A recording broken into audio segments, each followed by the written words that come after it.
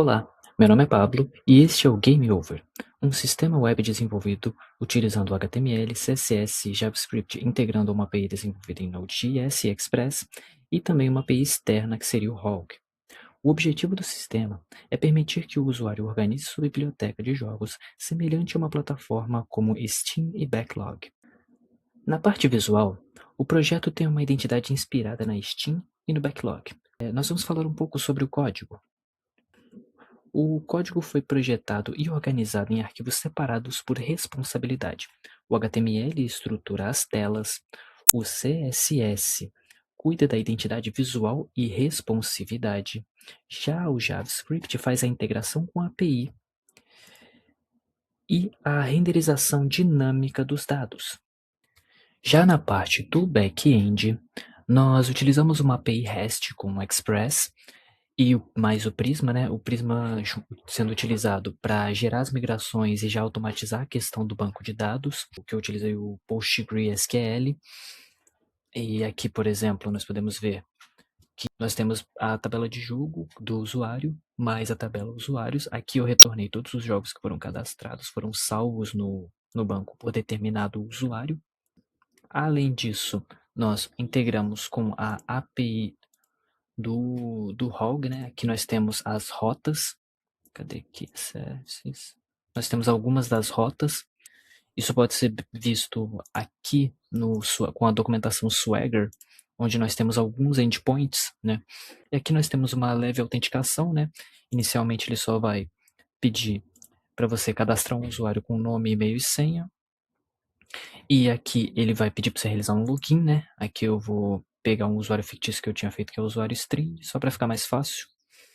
Ele vai retornar esse token e a partir disso o usuário está válido para logar na plataforma. Ele pode, por exemplo, no próprio Swagger, fazer um get para pegar os jogos da biblioteca e até filtrar esses jogos. Aqui, ó. Que a gente vai trazer The Legend of Zelda Skyward Sword. Primeiramente, nós temos o banco de dados PostgreSQL com o pgadmin, onde nós utilizamos para armazenar os dados do usuário, os dados da biblioteca, favoritos e etc. Aqui nós temos, por exemplo, a nossa API com o Express e o Prisma para fazer o gerenciamento dos dados, para buscar os dados da API, para fazer até a integração com o Hog, né, que é a API que nós estamos utilizando para puxar os dados dos jogos. E por fim, o nosso front-end que está exibindo todos esses dados, todos esses cards, todas essas imagens. Aqui inicialmente eu vou explicar como está funcionando. Nós estamos sem, o usuário não está logado por enquanto. Então você só vai ter a questão dos jogos em alta aqui para você poder ver. A minha biblioteca, ele precisaria estar logado para ver isso, a mesma coisa com os favoritos. Se ele tentar entrar em biblioteca e favoritos, ele vai ser redirecionado para login. Aqui eu vou fazer login com o perfil que eu já criei, já dei uma leve abastecida com o conteúdo. Pronto. Aqui eu já loguei. A primeira diferença que você vai ver, aqui ele vai ter uma lista do que nós temos no backlog, do que ele está jogando agora, finalizados e os que foram abandonados, os favoritos que vão aparecer aqui, os que foram adicionados por último. Depois disso, ele vai ter a página de perfil, né? Aqui ele está puxando sempre uma imagem aleatória, não tem muita necessidade de trabalhar nisso. Aqui ele vai ter um dashboard, né? Os que estão em destaque e os adicionados recentemente. Você vai ter a opção de sair também por aqui. Você vai ter também aqui, você pode acessar sua biblioteca, pode filtrar por backlog, o que você está jogando agora, os finalizados, os abandonados, enfim. Aqui você vai ter a tela de favoritos, né, onde todos os seus jogos favoritos vão aparecer. E aqui, vou voltar aqui para o início, pegar um que não tem, pegar aqui Tomb Raider. Você vai definir o status dele, vou colocar finalizado, os favoritos aqui. Opa, deu um erro aqui. Botar uma variação e escrever uma análise. A avaliação e a análise, elas são opcionais. E por fim, ele vai aparecer aqui na sua biblioteca, que foi adicionado agora. Aqui nós vamos ter a página de Explorer, onde você pode filtrar, né? Você pode procurar por, sei lá, Zelda. Aqui, pronto, ele vai procurar todos que têm esse mesmo nome. Aqui na página de Explorer, ele vai sempre atualizando e trazendo mais conteúdo conforme você vai abaixando, porque ele vai utilizando a questão de scroll infinito. Então, a cada 40 jogos no geral, ele vai recarregando e fazendo um get novamente. Deixa eu só mostrar aqui também a barra de pesquisa funcionando. Aqui. Aqui eu vou poder fazer a mesma coisa de pesquisar o jogo, analisar ele e tudo mais. E aqui no login eu vou sair aqui, vou colocar um e-mail aqui e uma senha. Você vai ver que aqui eu não tenho nada cadastrado. Aí eu vou ter que clicar em qualquer um aqui e a partir disso eu vou poder salvar os games.